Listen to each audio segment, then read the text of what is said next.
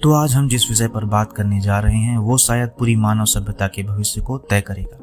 वो विषय है एमॉक, मतलब अटलांटिक मेरिडियनल ओवरटर्निंग सर्कुलेशन। तो अब जानते हैं कि आखिर ये है क्या।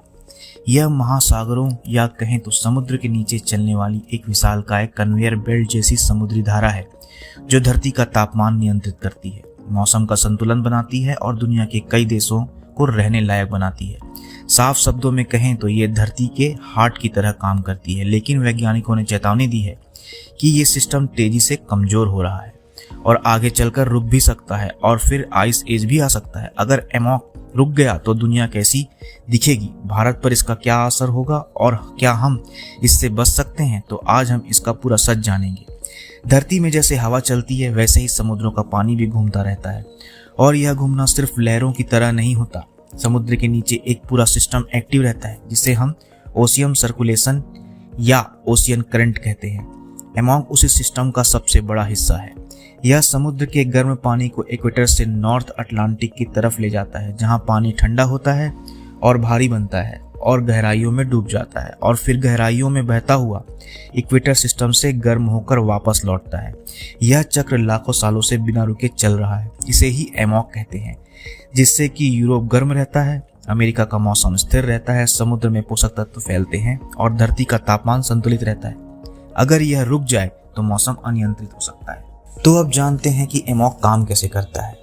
इस पूरे सिस्टम को दो चीजें चलाती है, एक है हीट और दूसरा है सॉल्ट। इसे कहते हैं थर्मोहेलिन सर्कुलेशन, जिसमें थर्मो यानी तापमान, हेलिन यानी लवणता या नमकदार होता है। जब पानी ठंडा होता है और उसमें नमक ज्यादा होता है तो वह भारी होकर समुद्र के तल में नीचे डूब जाता है और इसी वजह से पानी नीचे की ओर जाता है और गर्म पानी हल्का होने के कारण ऊपर की ओर आ जाता है। लेकिन जब ग्लोबल वार्मिंग की वजह से आर्कटिक की बर्फ पिघलती है तो उसमें कैद मीठा पानी अत्यधिक मात्रा में समुद्र में जाता है। मीठा पानी हल्का होता है, इससे समुद्र में पानी की डेंसिटी कम हो जाती है, मतलब पानी नीचे डूब नहीं पाता और जैसे ही यह प्रक्रिया धीमी होती है एमॉक कमजोर होने लगता है। आज एमॉक अपने पिछले 1000 साल के सबसे कमजोर स्तर पर आ चुका है और इसके कारण कई हैं, जैसे ग्लोबल वार्मिंग, धरती का औसत तापमान लगातार बढ़ रहा है, इससे समुद्र का ऊपरी हिस्सा गर्म हो रहा है और गर्म पानी नीचे डूब नहीं सकता। दूसरा, ग्लेशियर और आर्कटिक बर्फ का पिघलना, ग्रीनलैंड की बर्फ रिकॉर्ड गति से पिघल रही है, इससे समुद्र में मीठा पानी जाता है, डेंसिटी या कहें तो घनत्व कम होता है और एमॉक धीमा पड़ता है। तीसरा, वर्षा और तूफानों में वृद्धि, अटलांटिक क्षेत्र में भारी बारिश और तूफान सॉल्टनेस को कम कर रहे हैं। चौथा, CO2 का बढ़ना, समुद्र की सतह गर्म होती जा रही है जो रिकॉर्ड स्तर पर पहुंचता जा रहा है। यह एमॉक के फ्लो को और धीमा कर देता है। इसी कड़ी में वैज्ञानिकों का दावा है कि 2050 तक एमॉक पूरी तरह कोलैप्स हो सकता है, जबकि कुछ कहते हैं कि यह 2100 के बाद होगा, लेकिन जरूर होगा। खतरा वास्तविक है और बहुत बड़ा है। अब दुनिया में इसके असर के बारे में जानते हैं। एमॉक के रुकने पर पूरा यूरोप भीषण ठंड में आ सकता है। एमॉक यूरोप को गर्म हवा और गर्म समुद्री धारा भेजता है। अगर यह रुक गया तो यूरोप का तापमान 5 से 10 सेल्सियस तक गिर सकता है। यूके, आयरलैंड, नॉर्वे, स्वीडन जैसे देश बर्फीले हो सकते हैं। आइसलैंड ने तो इसे नेशनल इमरजेंसी तक घोषित कर रखा है। खेती लगभग खत्म हो सकती है, घरों को गर्म रखने की लागत बढ़ जाएगी और समुद्री रास्तों पर बर्फ भी जम सकती है, जिससे जियोग्राफिकल बदलाव भी हो सकते हैं। यूरोप की पूरी सभ्यता बदल सकती है। अमेरिका में भी बदलाव आएगा। अमेरिका का ईस्ट कोस्ट पर समुद्र का स्तर तेजी से बढ़ सकता है। समुद्र का पानी न्यूयॉर्क, बोस्टन, मियामी तक पहुंच सकता है। 60 से 100 सेंटीमीटर तक सी लेवल बढ़ सकता है। हरिकेन्स और तूफान ज़्यादा शक्तिशाली होते जाएंगे। खेती में नुकसान बढ़ता जाएगा, समुद्री जीवन में संकट होगा। एमॉक के कमजोर होने से अफ्रीका में सूखा बढ़ सकता है। बारिश 30 से 50% तक कम हो जाएगी।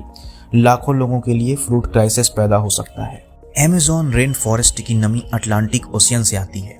एमॉक के कमजोर होते ही यह नमी काफी कम हो जाएगी, जिससे जंगल सूखेगा, पेड़ों का मरना बढ़ेगा, CO2 को सोखने की क्षमता कम होती जाएगी, जंगल रेगिस्तान में बदलते जाएंगे, दुनिया के मौसम में अनिश्चितता बढ़ती जाएगी, ठंडे इलाकों में और ज्यादा बर्फ पड़ेगी, गर्म इलाकों में हीट वेव बढ़ते जाएंगे, ग्लोबल मानसून सिस्टम कमजोर होगा, खाद्य उत्पादन में कमी आएगी, भूखमरी और प्रवास बढ़ते जाएंगे, आर्थिक गिरावट से GDP कमजोर होगी।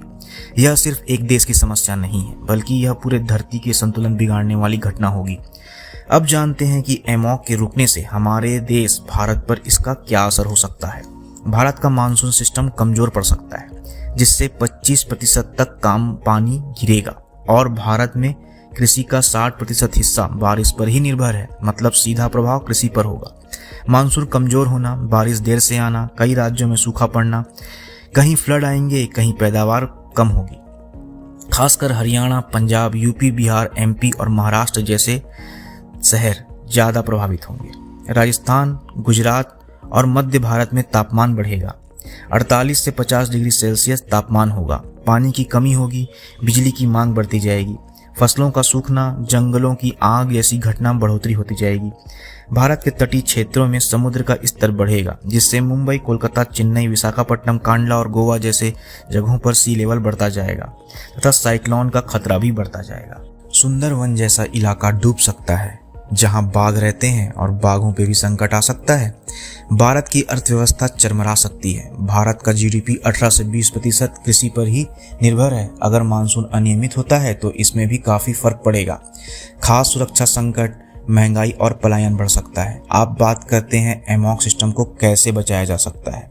इसके लिए ग्लोबल वार्मिंग कम करना पड़ेगा, CO2 का उत्सर्जन भी कम करना पड़ेगा, कोल से शुद्ध एनर्जी की ओर तेजी से बढ़ना होगा, आर्कटिक और ग्रीनलैंड के ग्लेशियर बचाने होंगे, कम CO2, कम तापमान, कम बर्फ पिघलना। यह सीधी मदद करता है एमॉक की शक्ति बनाए रखने में। महासागरों को प्रदूषण से बचाना पड़ेगा। गर्म समुद्र एमॉक को कमजोर करता है। समुद्र से प्लास्टिक और केमिकल को हटाना होगा। ज़्यादा से ज़्यादा पेड़ लगाने होंगे, क्योंकि पेड़ कार्बन एब्जॉर्ब करते हैं, जिससे तापमान नियंत्रित होता है। सरकारों को युद्ध स्तर पर क्लाइमेट पॉलिसीज बनानी पड़ेंगी। पेरिस एग्रीमेंट को फॉलो करना, कार्बन उत्सर्जन को नेट जीरो करना और क्लाइमेट फंडिंग को बढ़ाना पड़ेगा, ताकि ग्लोबल वार्मिंग कम किया जा सके। तो अगर एमॉक सिस्टम को धरती का हृदय कहा जाए तो गलत नहीं होगा, क्योंकि अगर यह हिला या खराब हुआ या धीमा पड़ा तो सारी दुनिया बीमार पड़ जाएगी। हमारे पास अभी भी समय है, लेकिन बहुत कम है। ये लड़ाई सरकारों, वैज्ञानिकों और आम इंसानों सबको मिलकर लड़नी होगी। अगर आप ऐसी विज्ञान, जलवायु और मानवता से जुड़े विषयों पर वीडियो देखना चाहते हैं तो चैनल को लाइक, शेयर और सब्सक्राइब करें। अपने सुझाव दें। धन्यवाद। जय हिंद।